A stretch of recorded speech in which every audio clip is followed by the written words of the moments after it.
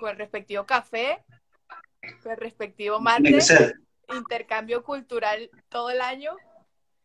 Y Mira, no, en 7 años y 4 meses que llevo en Venezuela, nunca me ha faltado un mate en la mañana o en la tarde. Ahora con el tema de la cuarentena estoy un poquito preocupado, pero hasta el momento he logrado administrar las reservas estratégicamente. así es, bueno, de mis 2 años en el sur del continente, el café jamás ha faltado en mis mañanas y mis tardes. Allá tenía un aproximado de 5 cafés por día, acá ha bajado un poco el consumo, pero voy por 3, por 2, pero no se me quita y lo estoy alternando con el mate también. Ahí vamos. Claro. Y decinos la verdad, el café en Argentina, que se toma en los cafés de Buenos Aires. Todo Bueno, los mal, cafés son muy ricos, pero el café como tal, todo mal, todo mal. todo mal, ¿no? Yo vivo con una solicitud eterna de café venezolano, en su defecto colombiano, tal vez brasilero, pero no soy muy amante del café argentino. De otras cosas sí, del mate y de otras cosas de la gastronomía argentina, pero café nada que ver. Negativo. Así es, así Negativo. es. Bueno, Marco, Faltaría, ahí las sí, faltaría en Buenos Aires, como hay en Caracas, esa gente que va caminando con unos termitos con café, para que en cualquier momento, a cualquier hora, tenés un pequeño shot de café que te reanima el día. sí. Es lindo explicar este tema del intercambio del mate y el café, porque acá no me comprenden mucho que vivo todo el día pidiendo café. Se me quedan viendo como que no quieres mate. Yo no, mira, la verdad, mate no, café, café todo el año. Mira, y se están Bueno, conectando personas de varias partes, Marco. Si quieres, vamos a ir ajá, introduciendo el tema, porque bueno, bien, hoy nos juntamos en un Se Prendió Live, un argentino en Venezuela y una venezolana en Argentina. Ha generado bastante comentario nuestro flyer por esto, pues, porque en medio de el coronavirus nos agarró a cada uno en los países donde nos encontramos residiendo desde hace un ratito. Y bueno, ¿por qué no hacer este intercambio, esta charla? Como ustedes saben, Marcos es sociólogo, es cronista de varios periódicos de renombre internacional y es un gran compañero de lucha que ha tenido bastante presencia, bastantes análisis de lo que ha estado aconteciendo en América Latina en los últimos años. Y bueno, qué mejor que él, que está en vivo y directo desde Caracas, para comentar e intercambiar ideas de el manejo de la gestión de crisis del COVID-2019. Yo puedo empezar, Marquito, ya que esto es un intercambio, puedo empezar comentándole a las personas que están en vivo en estos momentos, comentándoles cómo ha sido el tema del coronavirus acá en Argentina, el cual ajá, desde marzo, bueno, se tomaron bastantes medidas. El aislamiento social y obligatorio, si bien no empezó en el mismo momento que seguro tú nos vas a comentar de Venezuela, fue unos días posteriores, ha sido bastante responsable el gobierno de Alberto Fernández, quien recordamos venía recibiendo un país producto del neoliberalismo, producto de una gran recesión económica, de una crisis económica muy severa. Y bueno, dentro de las primeras cosas que le tocó fue asumir un país en medio de una pandemia mundial. Y bueno, desde el primer momento yo tengo por ahí anotada la fecha, desde marzo, ya hubo el aislamiento social aislamiento obligatorio. También se creó un fondo especial para subsistir, para subsidiar a las familias que obviamente vienen, como te comenté, saliendo del neoliberalismo y necesitan contención social. Acá se conoce como contención social para poder subsistir lo que va a ser toda esta crisis. Y hemos visto como el rol del Estado ha estado bastante presente, un Estado fuerte, un Estado que asume y que, bueno, Alberto lo ha dicho en varias oportunidades, está poniendo lo humano por encima de la economía. Al día de hoy, la cifra oficial es de 4.285 casos y 215 fallecidos. Recordamos que Argentina tiene aproximadamente 44 millones de habitantes y dentro de la región es uno de los países que ha estado controlando de mejor manera el tema del coronavirus. Bueno, Marcos, yo quiero que, ya como te di un paneo de qué ha estado pasando acá, nos comentes acá los que estamos en el sur del continente cómo está la cosa en Venezuela, que es un tema que sabemos que genera mucha polémica. bueno, te cuento, les cuento. Acá la situación en lo que hace a la pandemia está mucho mejor que lo que pregonaban los apocalípticos permanentes, ¿no? Cuando empezó el asunto, por ejemplo, hubo una nota editorial del Washington Post que decía Venezuela va a ser el centro de la pandemia en América Latina, van a hundirse, negocien porque de esta no se salvan, ¿no? Entonces había toda una campaña para decir, bueno, no hay condiciones para enfrentarlo, no hay recursos, y por lo tanto, digamos, vamos hacia una situación catastrófica con toda una matriz del gobierno miente, el gobierno no dice las cifras que son, cómo creerla a Maduro.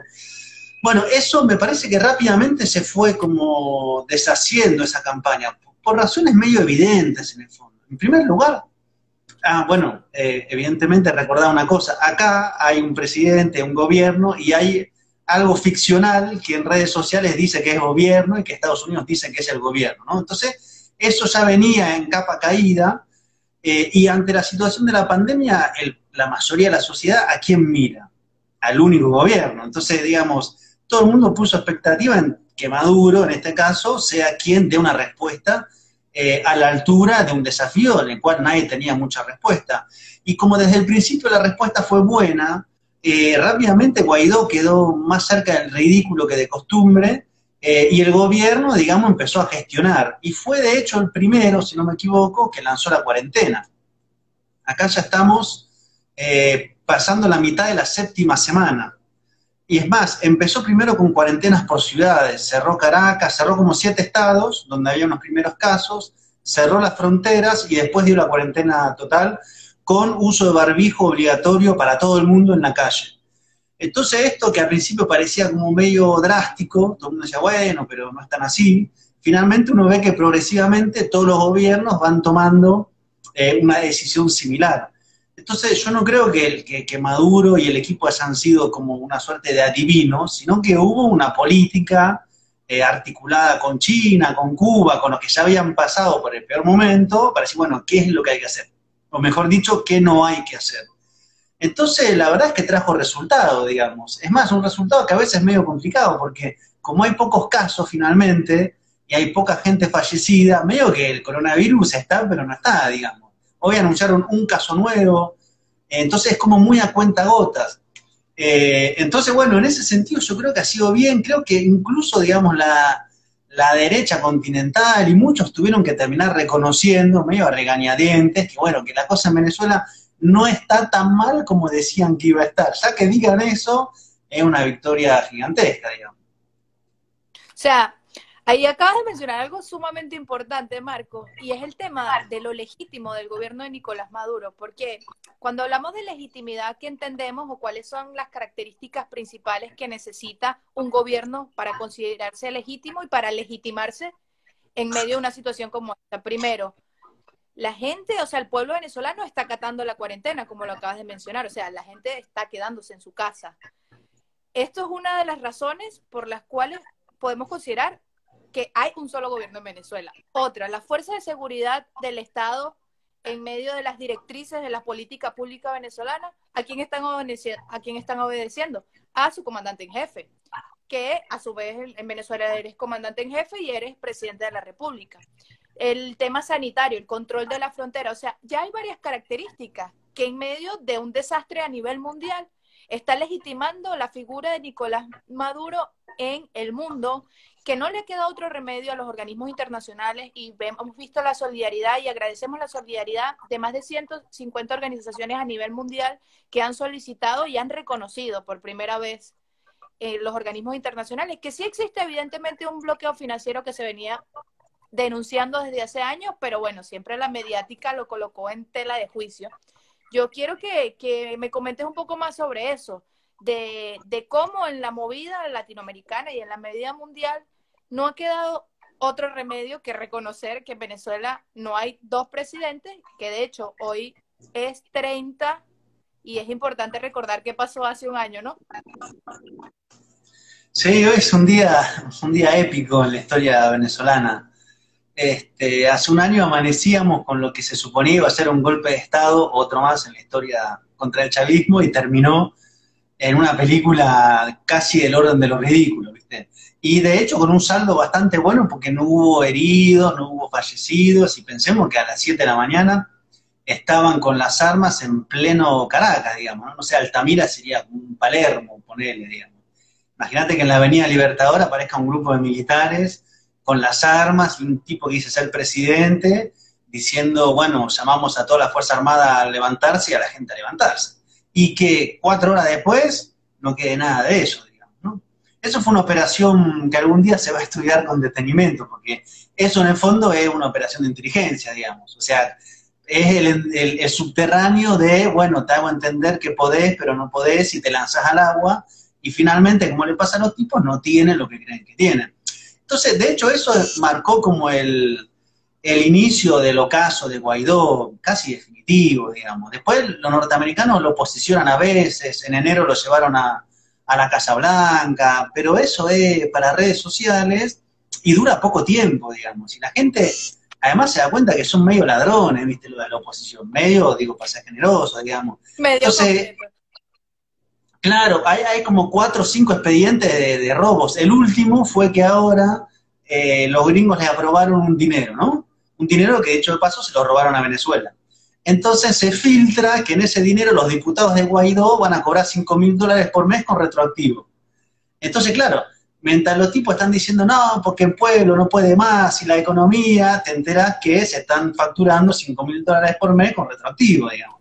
Entonces, todo eso atenta contra la poca legitimidad que tiene, pero el tema es que no peleamos contra ellos. O sea, si fuera una disputa contra la oposición nacional, acá no hay mucho que debatir finalmente. El tema es que estás peleando contra los gringos. Y los gringos tienen muy claro en su estrategia, que no quiere decir que funcione, que la pandemia, la recesión global, la caída de los precios petroleros, es una oportunidad para apretar al máximo sobre todas las presiones juntas a ver si logran el quiebre. Entonces, hoy nadie escucha a Guaidó. Hoy uno escucha a Mike Pompeo, que es el secretario de Estado, uno escucha a Elliot Abrams, que es el encargado de la cuestión Venezuela, que son tipos que vienen de la CIA, que son tipos que vienen de las guerras sucias. O sea, es lo peor de la tradición intervencionista norteamericana, que los medios te lo presentan como si nadie. Hola, ¿qué tal? Elliot Abrams, un buen tipo. O sea, y vos ves el expediente y tiene un prontuario, ¿viste? Tiene masacres en Centroamérica, organizó las guerras sucias de las contras, pero bueno, te lo presentan como un buen tipo. Esos son los que están dando la pelea y contra ellos se pelea. Entonces, Guaidó es como una correa de transmisión de mala calidad, digamos. Es como un vocero medio malo. Y acá voy a contar un pequeño cuento, si me permitís, que Por Guaidó, porque a supuesto, veces no se sabe, oye, afuera voy a hacer yo una confesión cuando me política. aprendió, Afuera se pensó que Guaidó era un tipo como un cuadrazo de la oposición, ¿no? Que era el tipo, viste, que fue preparado. Guaidó es un cuadro medio de un partido que se llama Voluntad Popular, que fue diputado por error. O sea, lo pusieron en un circuito pensando que iba a perder.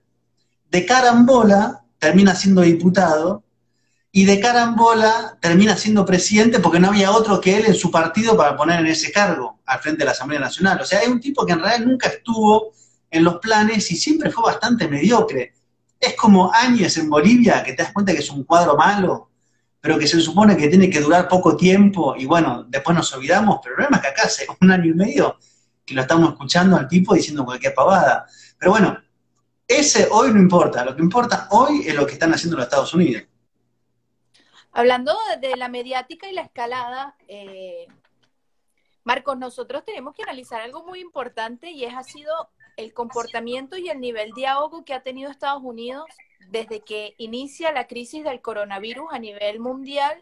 Cómo ha repetido con Venezuela, vimos en 2 semanas, y lo comentábamos el otro día, como en 2 semanas hubo más de 3 o 4 grandes acciones por parte de Estados Unidos contra Venezuela directamente. Vemos el intento de bloqueo naval a Venezuela, vimos las declaraciones terribles de Donald Trump, la campaña anti-China, o sea, una serie de medidas que en menos de 3 semanas durante el mes de marzo, Estados Unidos inyectó hacia Venezuela. ¿Por qué? Por esto mismo que tú estabas comentando hace rato. O sea, el pronóstico fue, este sí va a ser la estocada final, una vez más, el pronóstico errado de Estados Unidos, esta sí va a ser la estocada final para el proceso bolivariano. Y a mí siempre me gusta resaltar algo. Cada vez que intentan con una estocada final hacia el proceso revolucionario, es porque el símbolo antiimperialista hoy del mundo es Venezuela. Y esto es importante. Entonces vemos como Estados Unidos, al estar en un deterioro tan grande, ya pasaron a ser el primer país con más muertos por el coronavirus, de ciudades desbordadas como Nueva York, etcétera, y un tratamiento terrible, pero un tratamiento terrible de la crisis. Vemos cómo quieren empujar y enterrar o hacer enterrar a Venezuela. O sea, yo creo que ya la crisis de los misiles en la historia de la humanidad, esto lo está superando, porque el confrontamiento y la forma en que han arremetido con Venezuela ha sido mucho más agresiva, muchísimo más agresiva. Y los pronósticos también, a mí me encantan los paralelismos históricos porque somos protagonistas de estos, y los pronósticos es que esta crisis va a ser mucho peor que los resultados del crack de Estados Unidos, que de donde nace también la teoría keynesiana, el rol del Estado en la economía. O sea, aquí hay muchos temas que vuelven a salir a la luz pública y que vuelven a abrirnos los horizontes para los debates, y vuelven una vez más, Marco, a posicionar a las personas de un lado o del otro lado de la historia. Yo considero que el coronavirus está generando que otra vez se posicionen, como siempre ha existido en la historia, los que estamos del lado de la humanidad o los que están del lado de la economía.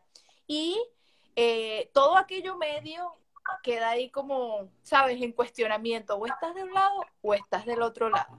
Por lo tanto, yo quiero que también me comentes y que hablemos ahora un poco de cómo has visto, más allá de Venezuela y Argentina, que son dos temas controversiales por los momentos políticos que cada uno de los países está viviendo, ¿cómo ves, por ejemplo, el tema de Brasil? ¿Cómo ves, por ejemplo, el tema de Ecuador? ¿Cómo vemos la región, más allá de Venezuela y más allá de Argentina? Sí, es cierto lo que decís, estamos en un momento de quiebre, ¿viste? Y le estamos viendo como los bordes a esta transformación. Todo aquel que diga que sabe lo que va a pasar dentro de un mes o 2 meses, o es medio Está agrandado, mal. pero vamos, hay que ser cauto, hay que ser humilde y decir, bueno, yo veo que puede ser por ese lado. Y me parece que el continente nos agarró en el peor momento, digamos. O sea, en un bueno y mal momento, las dos cosas a la vez. Vamos a ir con lo malo para cerrar con lo bueno. Lo malo es que estamos más desintegrados que nunca en los últimos tiempos, digamos. O sea, no hay instrumento como para que ante una crisis de esta magnitud se sienten los presidentes a articular una serie de políticas, digamos. Bueno, qué tipo de medidas se toman en cada país, una gestión común de las fronteras, de quién está más limitado con los insumos sanitarios, cómo articulamos una política con China para el abastecimiento de insumos. O sea, algo que diría, bueno, ordenemos esto porque nos tenemos que salvar todos los países, porque, digamos, a Venezuela, que al lado tiene Brasil y a Colombia, digamos, que están los dos con crisis. Entonces es muy difícil pensar que el país se logra solucionar y, bueno, y lo que pase del otro lado de la frontera no importa. O sea, este es un circuito entero, digamos, no puedes solucionar una parte, tenés que solucionar el conjunto. Entonces, en ese sentido, no tenemos nada. Y lo que se había vuelto a consolidar, que es la OEA, evidentemente es una catástrofe, digamos, no sirve ni para empezar. Es como la caja de transmisión de la política exterior de los gringos, digamos, sirve para hacer el golpe de Estado y para defender el gobierno de derecha. Entonces, en ese sentido, hay con el Grupo de Puebla una articulación de debates, de ideas, pero hay muy poco, me parece, respecto a la dimensión de la crisis. Ahora, lo bueno es que no veníamos tan mal el año pasado. Sacando el golpe de Estado en Bolivia, que no es un dato para nada menor y hay que ponerlo sobre el centro de la mesa, el año cerró con levantamientos en Chile, levantamiento en Ecuador, grandes movilizaciones en Colombia, la derrota de Macri, o sea, y bueno, que Venezuela logró contener la creación de un gobierno paralelo, digamos, que nunca se había hecho en América Latina en esta dimensión, una cuestión así. Entonces, no estábamos mal, y está López Obrador en México, o sea, en términos de ideas, no estábamos mal. Ahora, esto me parece que viene a ofrecer una oportunidad para acorralar todavía más a los neoliberales, digamos, toda su mitología de ideas y, digamos, el laberinto en el cual están. A mí lo que me preocupa, por ejemplo, de Brasil y Ecuador, no es solamente, digamos, el mal manejo ante la pandemia, el dolor social que eso va a causar, más la crisis política que hay por arriba en Brasil, sino las alternativas populares, digamos. O sea, en Ecuador te inhabilitaron a Correa por 25 años. En Brasil tenés una disputa, pero entre tipos que son macabros, digamos. ¿A quién preferís? ¿A Moro? ¿A Bolsonaro? Digamos. El ministro de Salud parecía que era un buen tipo de repente, es un tipo que se dedicó a privatizar, digamos. Entonces, o los militares. Entonces, lo que está faltando ahí es la posibilidad de la construcción de la alternativa. Me parece que ese es un poco el punto del millón. Después, creo que es un buen momento para, digamos, para insistir en ideas fuerza, ¿no? Como 4 o 5 ideas que bien grandes, que trabajemos en conjunto. Bueno, como básicamente que privatizar la salud no funciona, porque no da respuesta. Que tenés que tener una política de, digamos, distribución de la ayuda y de por qué no un salario universal, de que tenés que reducir la deuda externa, ese tipo de cosas que no son nuevas, es medio como descubrir el agua tibia, pero que en este momento tiene mucha más llegada a mucha gente, digamos, porque dicen, bueno, pero es lógico lo que están diciendo, digamos. Entonces por ahí me parece que estamos bien y los neoliberales va a haber que empujarlo, digamos. Fíjate, Marco, ahí ya hay varias preguntas que nos están lanzando y podemos ir Ajá. respondiendo para no ir acumulando. Y aparte que tú te estás tomando ese mate y ya a mí se me acabó el café. Esa Ya es no la me ventaja del mate. El mate además es social, permite una colectivización del momento. pero No, no estamos en quiero... coronavirus y no podemos hacer eso. Fíjate, me preguntan por acá en la cuenta de Geopolítica Internacional, ¿cómo queda ahora el Grupo de Lima en medio del coronavirus? Hay un tema también interesante, más allá del Grupo de Lima, que ahí nos están preguntando puntualmente sobre el Grupo de Lima, que es la situación que en este momento está atravesando Argentina con el tema del Mercosur.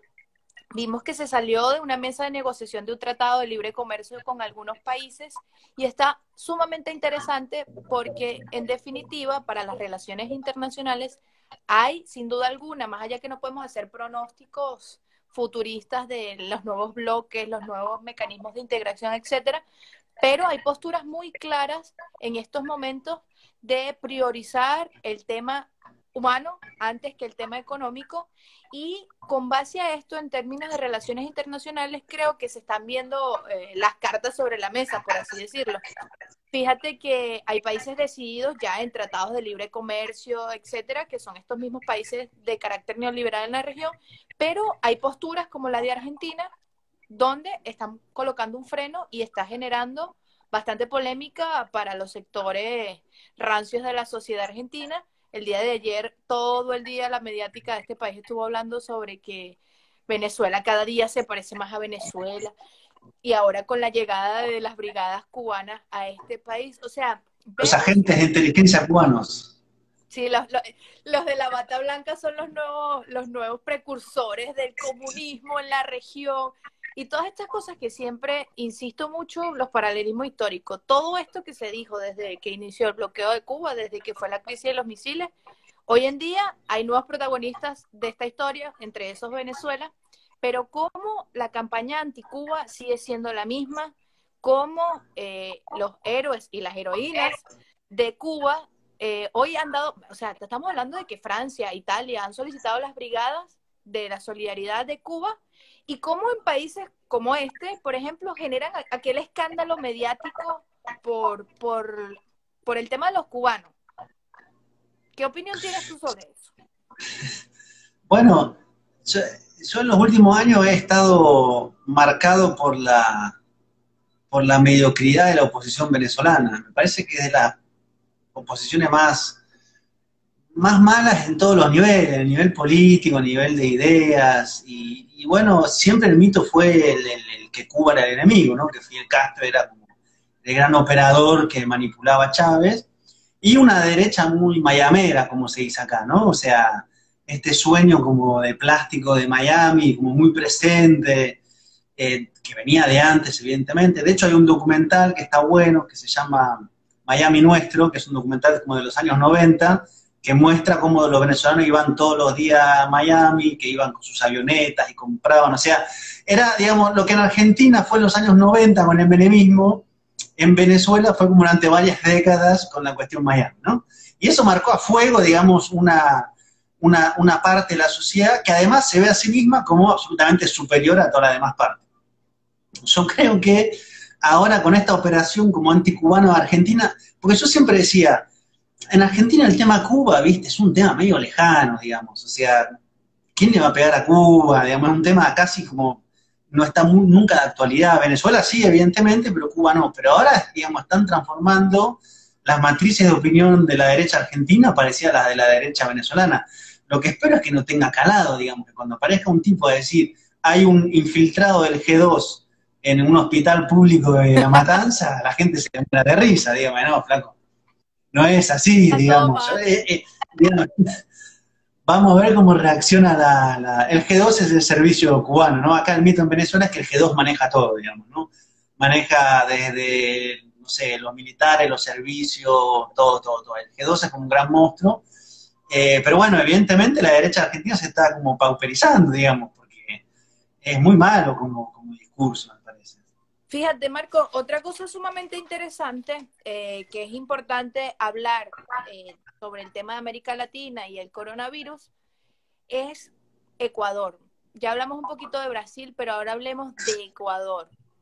Y no dejar de lado el tema de Bolivia. A mí me encanta siempre resaltar porque, bueno, Bolivia viene de un golpe de Estado en octubre. Evo Morales, que era el presidente legítimo, tuvieron que salvarle la vida literalmente antes de ser asesinado. La cantidad de operaciones a lo interno que hay de este país hoy en día siguen de pie. De hecho, Evo estuvo denunciando que al parecer este fin de semana la DEA quiere penetrarse en el trópico y llevarse presos a dirigentes sociales, como por ejemplo Andrónico, que es un cuadro generacional importante para este país. Y el tema de Bolivia, con obviamente la crisis del coronavirus, está siendo aplacado un poco. Yo creo que es importante que hablemos tanto de Ecuador y de Bolivia. Creo que hasta podemos hacerlo como modelos antagónicos de lo que hubiese sido, pero no pudo ser gracias al golpe de Estado. O sea, hoy hubiésemos visto que Bolivia iba a tener, estoy segura, un manejo exitoso de la crisis y cómo ahora es un desastre y también cómo Ecuador pudo también tener un buen manejo de la crisis si, bueno, si ciertos personajes no hubiesen traicionado la historia. Sí, no, lo de Ecuador, cuando empezó el tema del brote descontrolado en Guayaquil era apocalíptico, o sea, apocalíptico, porque era, digamos, incluso el ministro de Salud lo tuvo que reconocer, dijo, no podemos esconder los cadáveres, digamos, ¿no? O sea, y era una cosa, una película del fin del mundo.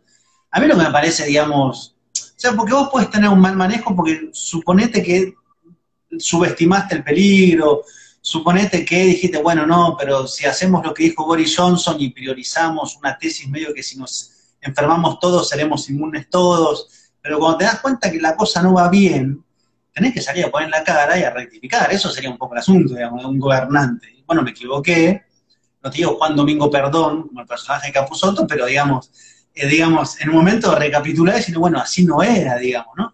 Estos tipos no, digamos, estos tipos el otro día sacaban una publicidad de un cementerio, digamos, por las redes sociales del gobierno. O Terrible que la sea, tuvo que mirar.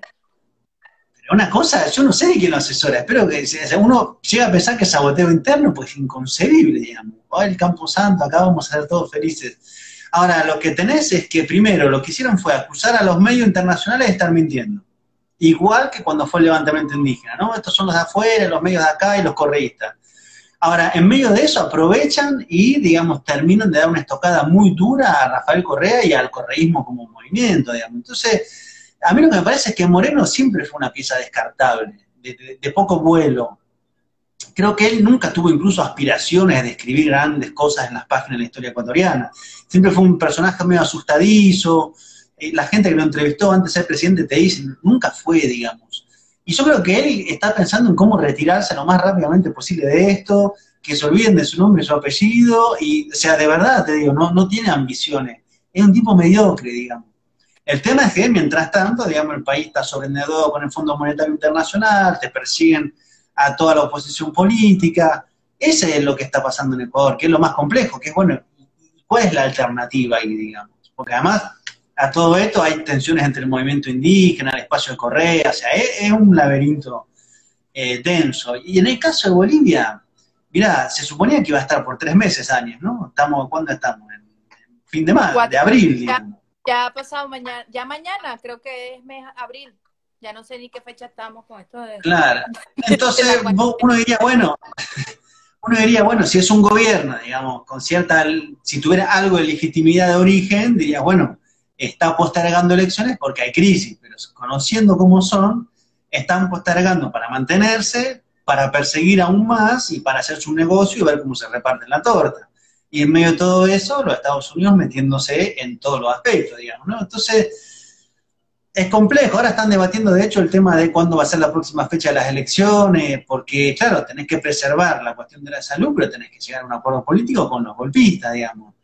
A mí lo que me sigue llamando la atención, que no debería hacerlo, pero digo para resaltar, es la capacidad de la gran mediática para invisibilizar las cosas. O sea, en Bolivia no pasa nada, en Bolivia no hubo golpe, en Bolivia hubo un episodio medio confuso, pero que se resolvió más o menos bien. Y en Ecuador eso queda muy lejos, pero Venezuela, todos los días Venezuela, meta Venezuela, meta Venezuela.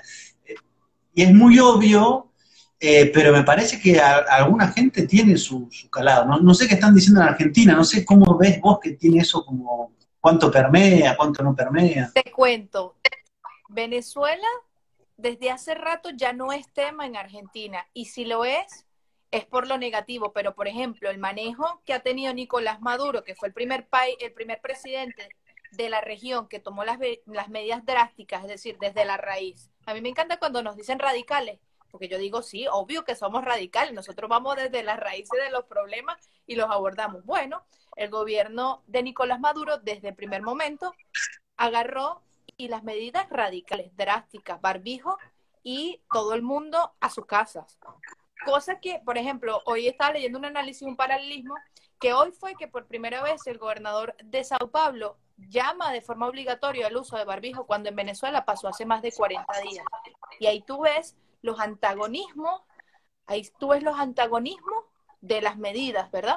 De un gobierno que le importa a lo humano, que le importa la salud de la población, y cuando tú ves a gente que se les ha salido la crisis de las manos, hoy Brasil superó en cantidad de muertos a China. Esto es un dato sumamente importante. Hoy Brasil superó en cantidad de muertos a China, cosa que la avisoramos desde hace como 3 semanas por la irresponsabilidad del Ejecutivo Nacional, la división interna entre los gobernadores de las diferentes provincias de Brasil y hasta la misma mesa del Ejecutivo Nacional, las diferencias entre el ministro de Salud, el presidente. Un desastre todo lo que está sucediendo en Brasil, y Venezuela y Argentina, como países que limitan con este país, es sumamente complicado. ¿Sabes qué? Hablando también de temas de la región, estuve leyendo un artículo que tú estuviste realizando, que es un tema muy, muy, muy interesante, cómo ha sido el retorno de los venezolanos a nuestra patria. Es decir, cuéntame, esto de Venezuela es magnífico porque fue el primer país o uno de los primeros países que no le dio la espalda a sus límites geográficos y abrió las fronteras con un control sanitario. Entonces, háblame, yo estuve leyendo tu artículo, un poquito de las cifras, cómo ha sido el retorno, cómo se está evaluando en Venezuela y qué dice la gente sobre esto. Sí, es bien interesante eso, porque desde que empezó la cuarentena empezó a volver gente, ¿viste? Empezó a volver, digamos, por lo que sé, lo que he preguntado, porque tengo gente en zona de frontera, vuelve la gente, digamos, más humilde, muchos vuelven con menos de lo que se fueron, digamos, ¿no? O sea, hay gente que se fue con una valija y vuelve con un bolso, digamos, ¿no? Una bolsa con la ropa adentro. O sea, es la gente que se está haciendo el recorrido como puede, a pie, con 1000 obstáculos en cada uno de los países. Y centralmente es Colombia, Ecuador y Perú. Y ahí, por ejemplo, tenés, o sea, gente que se fue a laburar a Colombia y trabajaba de finquero, cuidando casas. O sea, ahí realmente, digamos, es la antítesis de la migración Miami, digamos, ¿no? Es la migración del pueblo que se fue, que ahora no tiene, digamos, cómo resolver, la salud es privada, no tiene cómo hacer frente a la situación, lo discriminan y empiezan a volver. Lo bueno, digamos, más que bueno, digamos, lo más complejo de esto es que las zonas de frontera venezolana son zonas, digamos, que en términos de infraestructuras son bastante frágiles, digamos, ¿no? Apure, Táchira, Zulia, es decir, desplegar ahí un procedimiento sanitario, logístico, para atajar a más de 20.000 personas que ya regresaron, recibirlas, hacerles un control médico, ponerlas en cuarentena, alimentarlas y de regresarlas a sus estados de origen, es un despliegue muy grande que si lo haces mal, se te empieza a descontrolar toda la situación, digamos, porque vienen todos de países muy infectados de coronavirus. Entonces ahí yo creo que la respuesta ha sido buena, es muy tenso, porque hay gente que vuelve, viste, y al día 1 está contenta, al día 2, bueno, ¿hasta cuándo? Y al día 4 ya no quiere saber más nada en la cuarentena. Pero Claro. bueno, digo, tenés que ver cómo resolves eso, digamos, y tenés que alimentarlo, tenés que dar sus 3 comidas, tenés que... Entonces, por ejemplo, ahí en Apure han hecho, llaman no me acuerdo, asistencia integral, PASI, son las siglas. Entonces son hoteles, escuelas, universidades que reconvirtieron en espacios para que la gente llegue y haga la cuarentena. Entonces no puedes mezclar los grupos, no puedes mezclar los que recién llegaron con los que hace 6 días que están, o 5 días, porque no se pueden contagiar. En fin, que ha sido un despliegue logístico gigantesco que le ha dado legitimidad al gobierno, que ha demostrado, digamos, una capacidad de trabajo conjunto entre alcaldías, gobernaciones, Fuerzas Armadas, y la verdad que es bueno el resultado, es bueno porque vienen muchos más en camino, y vienen porque, digamos, saben que acá, ante eso, va a haber una respuesta, y, digamos, la situación de discriminación en otros países ha sido muy grande, ¿viste? Las escenas en Colombia es muchos venezolanos durmiendo en las plazas, varados en las carreteras, o sea, fuerte. Y eso va a ser un trauma colectivo social muy complejo de abordar después, digamos. O sea, hay gente que, ya irse de tu país es difícil. Si te vas, digamos, no porque querés, sino porque no te queda otra. En las condiciones en las cuales estuvo afuera es difícil. Y volver en estas condiciones también es difícil. Entonces ahí va a haber todo un tema que hacer como de trabajo social, político, psicológico fuerte. Sí, fíjate, eso que estabas comentando referente a las medidas de sanidad que ha tomado el gobierno nacional para el retorno de los venezolanos es, considero yo, una de las etapas que se viene ahora, porque una vez terminen los confinamientos, ¿cómo va a ser la movilidad entre las fronteras? Eso es un tema realmente complicado porque si vemos la apertura de repente, sabemos que este virus, a mí me gusta hacer este análisis, este virus nos mandó a todos a la casa, ¿cierto? ¿Qué casa? En Venezuela, por ejemplo, se dio el debate de la casa hace muchos años. 2011 nace la Misión Vivienda Venezuela, para los que no sepan en el mundo, más de 3 millones de viviendas entregadas al pueblo venezolano. Y el tema de la vivienda es que hoy, en medio de una crisis como esta, la gente está repensando y considerando si la vivienda es o no tiene que ser un derecho considerado y tomado en cuenta por el rol de un gobierno, ¿verdad? Entonces, el coronavirus te manda a la casa, pero ¿qué casa si no tienes? Si nos vamos al análisis de la casa, podemos hacer otro análisis más profundo, que es donde el feminismo hoy también tiene grandes debates que dar. Las situaciones de convivencia, de encierro, han elevado, por ejemplo, los casos de violencia en todos los países del mundo. Entonces, ahí hay un tema, la vivienda, el tema del feminismo, el tema de la violencia de género. Después vamos con el tema laboral. Si los gobiernos se están haciendo o no responsables de todas aquellas personas que, por ejemplo, participaban en la economía informal, que es tan común en nuestra América. También vemos, entonces, de ahí nace otro debate, que es la necesidad de una renta básica universal o no. O sea, considero, Marco, y no sé si tienes algún aporte que hacer, que el coronavirus, como crisis, va a dejar mínimo 3, 4 o 5 propuestas que debemos trabajar a nivel mundial, dependiendo del punto geográfico donde se encuentren hoy en día, desde la izquierda, para llegar a consensos y presiones como movimientos sociales, como partidos políticos, como comunicadores, dependiendo del rol que nosotros estemos asumiendo hoy en día. ¿Cuáles consideras tú, qué aportes puedes dar a este debate? Que ahí te lancé el tema de la vivienda, el tema de la renta básica universal, el tema de la violencia de género, o sea, unos mínimos acuerdos que tenemos que impulsar en los debates post-coronavirus, conociendo que vamos a tener recesiones económicas muy fuertes en la historia. Estuve leyendo un informe de la CEPAL para la región y obviamente es negativo para toda la región, o sea, no se va a salvar nadie, pero son los momentos de plantarnos ante debates necesarios como izquierdas regionales. Sí, yo te agregaría 2 a lo que dijiste. Uno, que es como una palabra prohibida, que es la de nacionalizaciones. Me parece que, digamos, hay una cosa que ha quedado, digamos, en jaque, pero no para Argentina o Venezuela o Perú, para el mundo, que es la lógica de la economía globalizada, de deslocalización de todas las partes, para maximizar las ganancias y aprovecharse de la mano de obra barata e ir mudando las empresas, te hace un sistema absolutamente incapaz de construir una respuesta ante eso. Entonces, ¿cómo pensás el desarrollo de un país? ¿Pensás en base a cómo una empresa maximiza su ganancia deslocalizando las fábricas? ¿O pensás que un Estado tiene que tener determinadas áreas estratégicas en sus manos para dar una respuesta como Estado ante una crisis?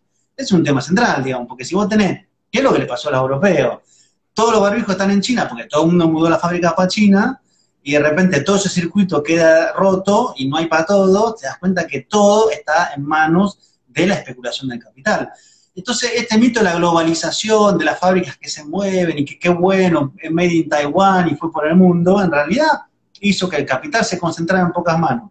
Quedáramos desocupados y los gobiernos barra quedaran sin instrumentos. Hay que nacionalizar cosas centrales. ¿Cuáles? No sé.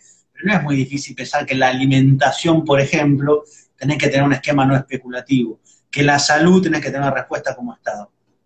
Y ahí viene el segundo paso lógico, que bueno, ¿y de dónde sacamos la plata? O sea, digo, porque si todos le pedimos al Estado que nos ponga la cama, el barbijo, el suero, el respirador, el traslado, el traje, el gorrito, todo, bueno, ¿y cómo se financia eso? Digo, porque ahí entonces está la segunda. Bueno, entonces hay un tipo que se llama Piketty que dijo algo muy sencillo, bueno, hay que buscar la plata donde está la plata. ¿Dónde está la plata? Bueno, la tiene determinada gente. Y ahí empieza el debate y se pone interesante la cosa. Y ahí, bueno, ustedes son marxistas expropiadores. No, no, te estamos diciendo que vas a pagar un poquito. No es tanto. ¿Qué tal si aportas al conjunto de la sociedad? No te vendría mal. Eso me parece que hay espacio para hacer eso. Y lo otro es el tema de la democracia participativa. O sea, el rol en Venezuela de todo el despliegue de los médicos en los barrios articulados a la organización popular, que recorren cuadra por cuadra, casa por casa, familia por familia, saben cómo está la gente, distribuyen alimentos, es ese entramado social que te permite para construir un tipo de participación novedosa y te permite resistir, me parece que hay que ir también convidándolo. En Argentina es con los movimientos sociales, o sea, ¿cómo aguantás en esta situación en el kilómetro 8 de La Matanza en este momento?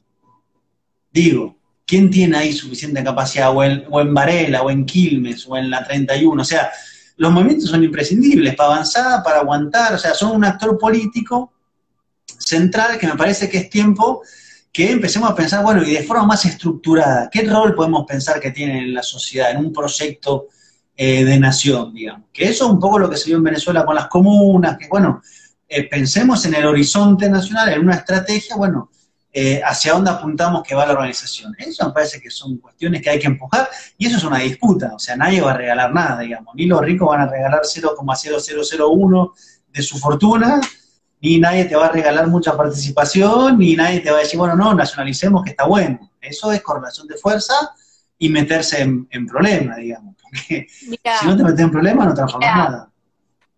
Ahí tienes razón y quiero sumar un comentario que está haciendo una gran compañera que estudia economía, una gran hermana de acá de la región, bolivariana, ella argenti-venezolana como nosotros, que está su corazón dividido entre Argentina y Venezuela, que nos dice, en Argentina estamos empezando a discutir el impuesto a las grandes riquezas. Sería interesante aprovechar esta coyuntura para repensar la estructura tributaria de la región.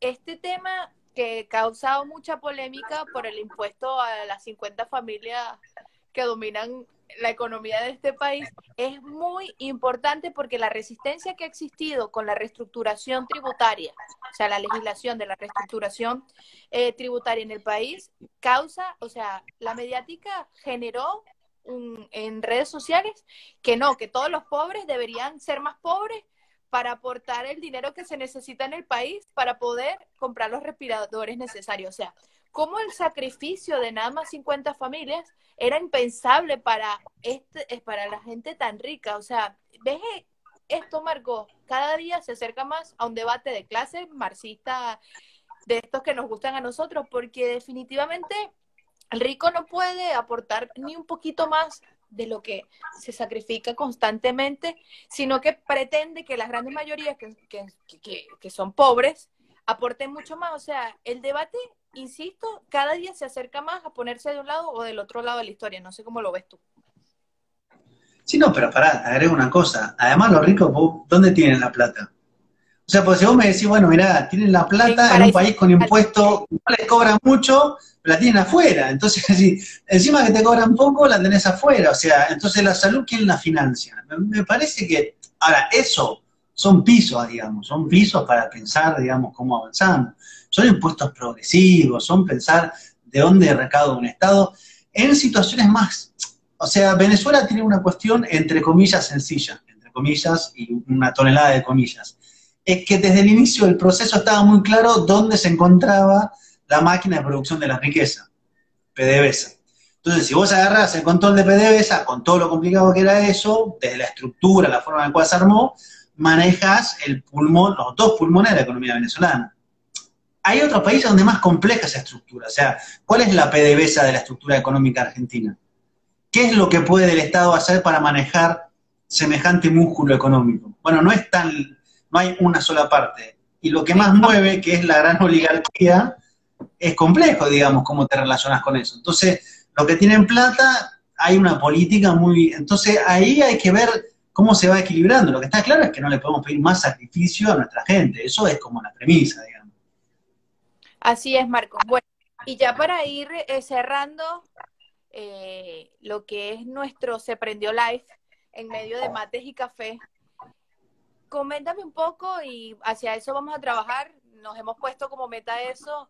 ¿Qué esfuerzos como continente, como movimientos sociales, populares, tenemos que seguir dando para un mundo post-coronavirus? Yo te voy a dar un aporte de antemano. La solidaridad, la complementariedad y el intercambio constante tienen que ser premisas básicas para estos tiempos que se vienen, que sabemos que van a ser muy rudos. El tema en Venezuela cada vez se pone más complejo, el bloqueo cada vez asfixia más a nuestro país. El tema en Argentina cada vez se va a poner más complejo también, porque obviamente la paralización de la economía en un país que ya venía en crisis va a agudizar esto, y estas tres premisas creo que tienen que ser transversales. No sé si tienes algún aporte más que dar y un mensaje. Ahí nos estaban escribiendo de Chile, nos estaban escribiendo también de Venezuela, un mensaje para darle a la región de esperanza, de optimismo y de que tenemos que salir de esto entre todos juntos porque no hay manera. Sí, bueno, hay una premisa histórica, digamos, ¿no? Que país por país ya era difícil hace 200 años y ni te cuento, digamos. O sea, ¿cómo te relacionás con potencias como China, no sé, como la India, como Rusia, o incluso como con Estados Unidos, si sos Uruguay solo, sos Paraguay solo? O sea, no hay posibilidad, digamos. Lo que pasa es que tenemos unas derechas que piensan como en el 1830, digamos. O sea, si vos le decís hoy al equipo económico de Macri, usted firma para hacer colonia de Estados Unidos, firman hasta con los codos, digamos. Entonces, es como que no, en eso no se ha avanzado ni un milímetro, ¿viste? Entonces hay que retomar lo básico, bueno, no.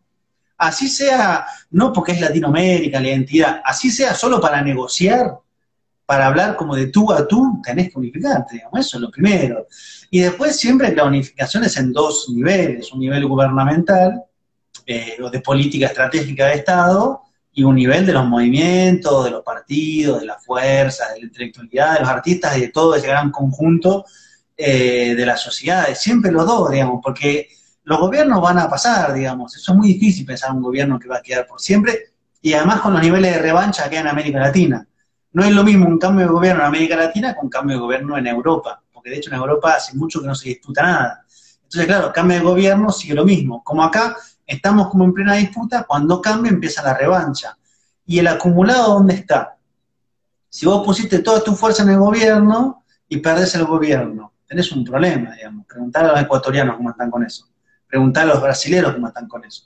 Si vos acumulás para varios lados, transferís, apostás a la organización popular, apostás a la transferencia de poder, a la construcción y ejercicio de poder, y vas, digamos, entrelazando eso en una conclusión latinoamericana, me parece que te da mejor condiciones para enfrentarte a un enemigo, que es el imperialismo norteamericano, que no piensa país por país, es un país que tiene muy claro, digamos, no es que ellos tienen compartimento estanco. Entonces Jennifer se ocupa de pensar Panamá. Marco piensa, no, o sea, hay una gran mesa y un tiempo común para toda América Latina.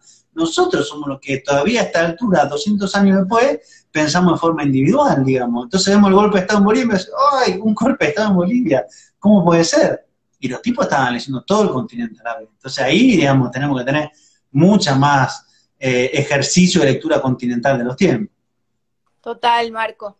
Bueno, nada, agradecerte por Gracias a los tener... que se conectaron, ¿Ah? a la gente que se conectó, que Sí, aguantó. agradecerte a la gente que se comentó, la participación. Mira, y saludos a Ecuador, Argentina, Chile, Brasil. Estuvimos todos presentes de una manera u otra. Sigamos batallando, Marco. Se prendió, se va a seguir prendiendo con personas de toda América Latina, porque esto es un esfuerzo comunicacional para llevar las voces de todos aquellos esfuerzos que estamos dando en cada uno de nuestros países, pero con un mismo fin, que es un continente unido. A mí siempre me gusta hablar de esto, que nuestro fin tiene que ser funcionar como sola nación continental y que los procesos de nuestros pueblos siempre sean los menos dolorosos, sean lo más nobles posible y alcemos todas las banderas de lucha que necesitamos en el mundo para tener una humanidad más justa y una humanidad mucho más sana. Que así sea. Y siempre con un Excelente, matecito. amigo. Y un día vamos a hacer un live, con esto quiero cerrar, para que comprendan qué es el peronismo y qué es el chavismo. Pero, bueno, está bien, acepto el desafío. Se lanzó Vos esa. explicaste el peronismo y yo explico el chavismo. Dale, vamos a hacer explicación de una venezolana de qué es el peronismo y explicación de un argentino que es el chavismo. A ver cómo termina eso. A ver quién Me nos va a encantó. entender. Vamos con esa. Bueno, amigo, te mando Bueno, un fuerte abrazo. Venceremos. abrazo grande.